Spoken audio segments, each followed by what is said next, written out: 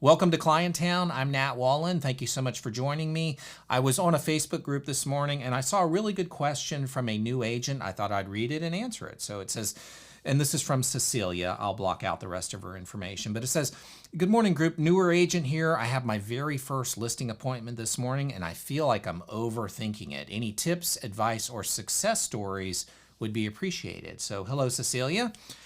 Again, I'm Nat Wallen. I've been selling homes here in Charleston since 1995, and I've been on thousands of listing appointments. And what I would say first to you is don't feel stressed, don't feel overwhelmed. They don't know what you don't know.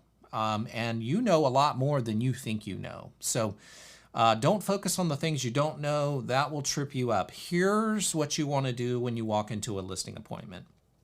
The main thing you want to do is find out what their motivation is. So you meet them at the front door. Thank you so much for meeting with me. Don't be attached to the process. Don't feel like there are steps you have to go through. Just go there with one goal in mind, actually two goals. The first goal is to find out their motivation, and the second is to educate them on what's happening in the market outside of their home, and then zoom in on their home. So here's an example. You meet them at the front door. "Thank you so much for meeting with me. Would you mind giving me a tour of your home before we sit down? I'd like to see all the things that you like about the house. That way I can point those things out to people as I'm bringing them through." And what that is called is an assumptive close. So what you just did there is you got them to picture you walking people through their home. And make sure to ask a lot of questions. You're going to feel like there might be dead space. So ask them if they redid the bathroom. Ask them what their power bills are. Ask them how the neighbors are. Talk to them about just anything and everything that you can think of that naturally comes up in the conversation. And then your goal for the walkthrough is to find out what their motivation is. And that's simple. It's like, "Hey, where are you planning on going?" "Well, I'm moving to Atlanta." "Oh, do you have grandchildren? What's bringing you there?" "Oh, great." And just don't make it a 20 questions, "I need these things, I'm going to write these things down." Just naturally in conversation, like, "Hey, where are you planning on going?" "Oh, okay, you're starting a job. When does that start?" So you found out their motivation, okay?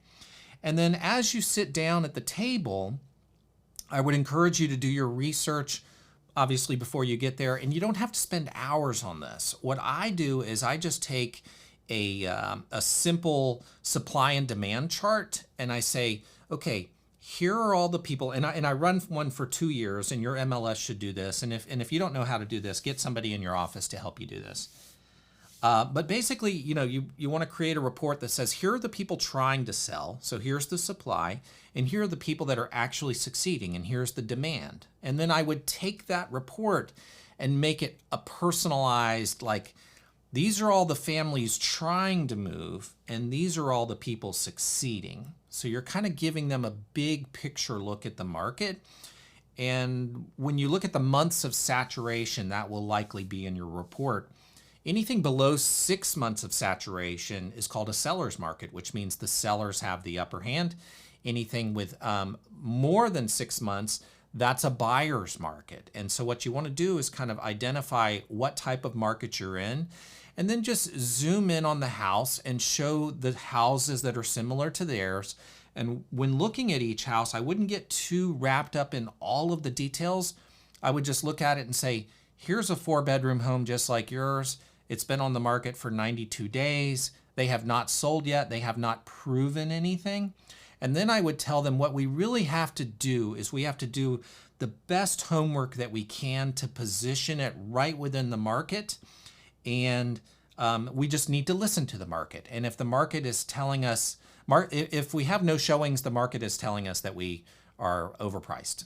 If we have showings and no offers, then that's telling us that there is either something wrong with the house or we're just not quite right in the pocket. So what I like to do is create a comprehensive marketing campaign for your home with great photography, and we'll get together on the write-up. And then together, you and I will listen to the market. And that's the best way we can have the most success.